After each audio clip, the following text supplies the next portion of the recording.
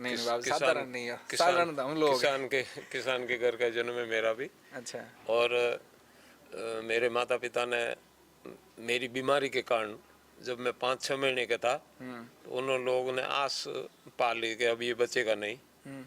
ज़्यादा बीमार होते पहले बीमारियां कई तरह की होती तो बच्चों का इलाज होता ही नहीं था। अच्छा।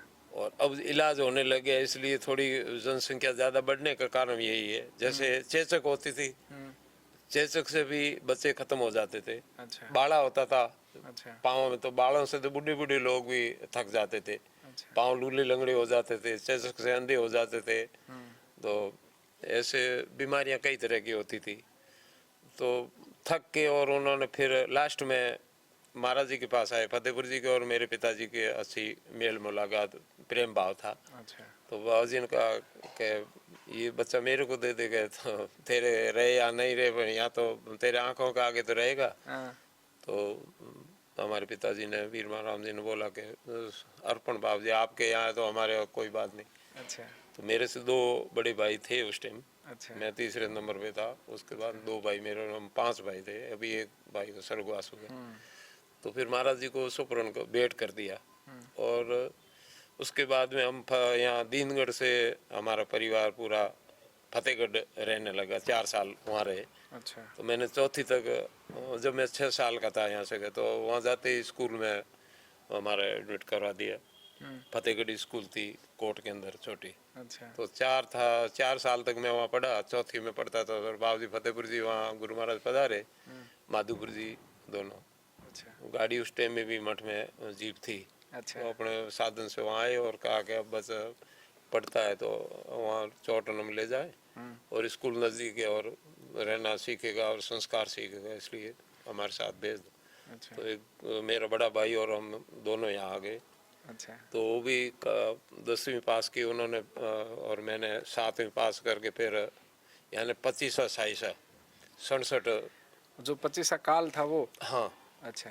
68 69 में स्कूल मेरे को छोड़ना पड़ा, क्योंकि वो पुजारी थे हरदानपुर जी, वो यहाँ से निकल गए कि मैं हरिद्वार जाऊँगा घूमने के लिए। तो फिर बाबू जी ने बोला भाई हम तो, माधोपुर जी भी उस टाइम बुजुर्ग थे, मदनपुर जी भी बुजुर्ग, अच्छा। बाबू जी फतेहपुर जी भी बुजुर्ग, और शंकरपुर जी भी, 4 मूर्तियाँ ही थी यहाँ। हाँ। बाकी मजदूरों से काम होता था सारा।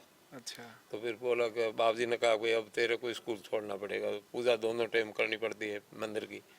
अब सुबह 7 बजे का स्कूल का टाइम और 7 बजे पूजा से निवृत्त होता नहीं जाया था, 2 घंटे पूजा में लगता। फिर मैंने स्कूल 7वीं पास करके छोड़ दी। अच्छा। और फिर उसके बाद में 2 साल के बाद में मठ का कारोबार, चाबियाँ, लेन देन, वो सारा मेरे जिम्मे आ गया। अच्छा। बुजुर्ग थे साधु संत, और बाहर भी ज़्यादा उनको आना जाना पड़ता था। तो मठ का काम धीरे धीरे मैंने संभाला ही था, और आज भी मैं देख रेख कर रहा हूँ जैसे मेरे से हो पा रही है। नहीं, बढ़िया कर रहे हो आप पहले तो। से सेवा का ही था भाव, और अभी भी मेरा वही है। अच्छा। आज इनको भी बाहर से आया तो फिर साधु संतों के लिए बिस्तर बिस्तर अंदर सेट किया, पूरा हॉल आपने नहीं, देखा। वो तो मैं पिछले 2 दिनों से देख रहा तो हूँ। वो 2 बार और आया था, उसमें भी आप यहाँ रोडों पे सारा खुद खड़ा रह के काम करवा रहे हैं। हमारा हर कर्तव्य काम बनता आप है। खुद देख रहे हैं, तो खुद की इतने देख लोग रेख में हो आते रहा हैं है। तो देखो टाइम निकल जाएगा। मेले के बाद में भले अपन कुछ भी करें तो लोग नहीं देखेंगे, उनको सुविधा नहीं मिलेगी। सही बात। हमारी इच्छा है कि लोगों को सुविधा मिले, इसमें तकलीफ बाप ना जी, हो। हमारे जैसे गृहस्थी जीवन के लोग ये कहते हैं कि बाबा होंगे ठीक है, बाबा कोई बस तकलीफ नहीं है, ठीक ही बाबा है। आराम है। देखो मैं आराम आपको ये जानना चाहूँ नहीं होना, कोई कि कष्ट सन्यासी जीवन में क्या ही अनुभव है, हमारे गृहस्थी जीवन देखो और सन्यासी जीवन। सन्यास को सन्यास समझ ले हाँ। कि हमारा घर है, हाँ। और हमारा कर्तव्य है, और हमें भगवान ने भेजा है, इसलिए हमें ये जगह मिल रही है। तो अच्छा। कोई तकलीफ है नहीं। अच्छा। और जीव घर में पड़ा है, उधर इधर उधर भटके तो तकलीफ है। अच्छा। बाकी हमने तो जब से मैं आया उसके बाद में घर तो कोई 2-4 दफा ही गया होऊंगा। अच्छा। घर तो नजदीक है, कोई दूर नहीं है। और ज़्यादा हट कर ले के भाई कोई शादी है कैसा है तो जाए, बाकी घर वालों से तो बिल्कुल कट होना पड़ता है। अच्छा। अगर साधु का जीवन निभाना है तो, हम्म। और संतपना करना है तो उनसे जब बेल पीछे से अलग होगी तो ही उसका, तुम्बे की बेल है तो फल तो उसमें अलग होगा तो भी तांता, नहीं तो तांता उधर से लगा हुआ होगा, नहीं तो वो तो जाए। अच्छा। घर से तो तांता तोड़ना पड़ता है।